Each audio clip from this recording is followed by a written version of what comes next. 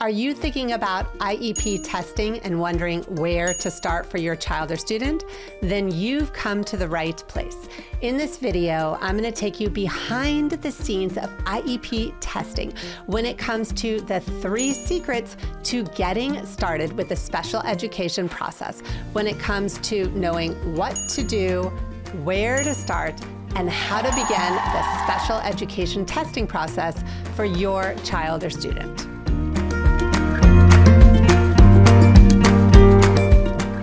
What's up? I'm April Rarig, your special education advocate, and this is my cat, Mrs. Capricorn. We're here so that you can make your IEPs and 504 plans so much easier. If you're new here, go ahead and click on that subscribe button and make sure to follow us on Instagram at RiseEdAdvocacy.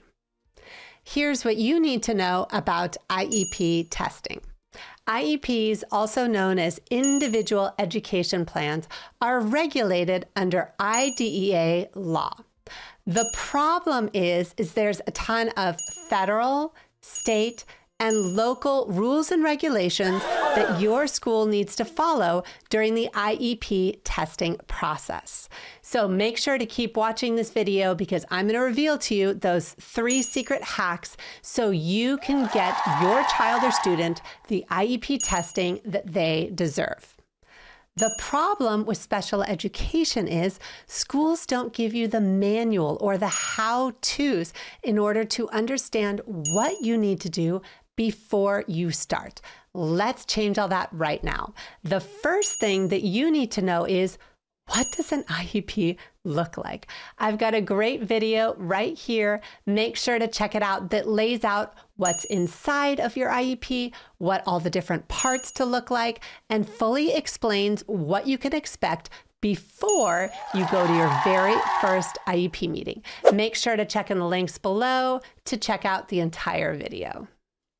Okay, let's back it up for a minute. Before you start down the IEP testing process, I need to tell you the truth.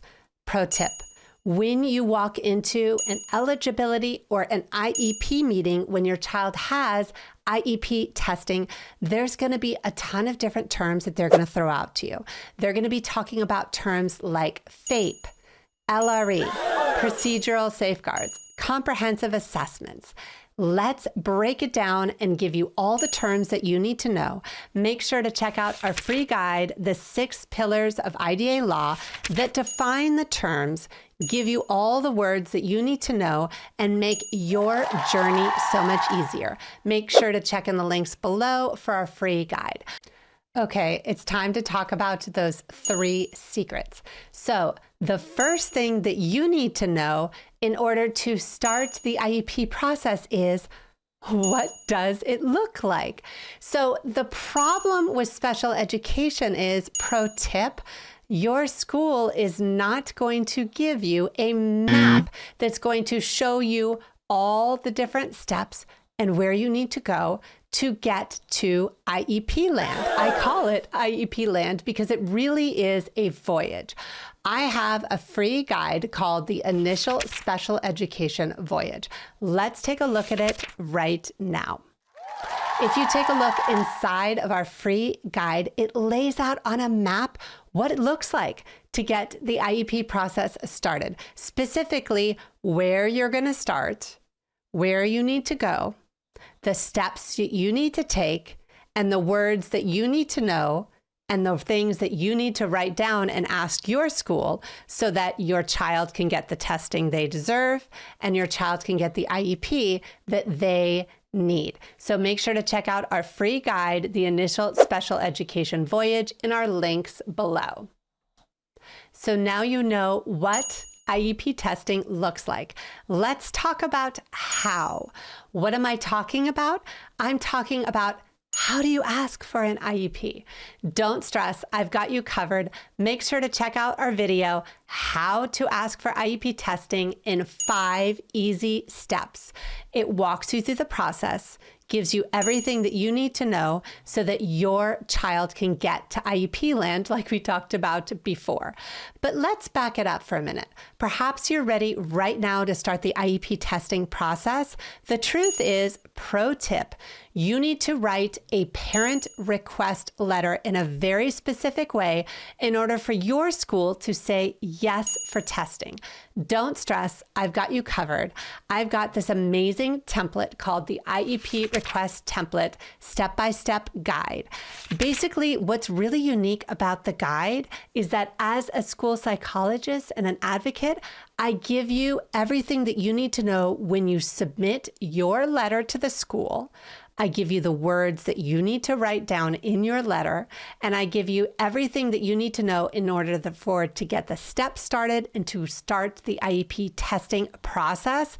And the amazing thing is you're going to get a response really quick when you use this request. If you don't use the template, the problem is going to be is that your school could say, nah, let's wait and see, or no, we're going to do testing later, or worse yet, you go through the entire testing process and your school says, oh no, your child doesn't qualify. You don't want that. So make sure to check in the link below to get our template with our step-by-step guide.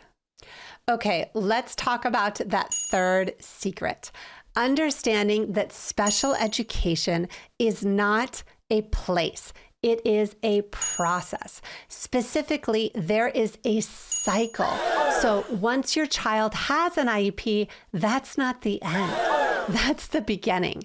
And understanding where you are and where you need to go will change everything. I've got a free guide called the Special Education Cycle. Let's take a look right now. So inside of our guide, it spells out once you have that IEP process started, what it looks like after your first IEP, what it looks like after your second IEP, and what's called a triennial assessment, or what's also known as a reevaluation, and so many other things, including child find and so much more.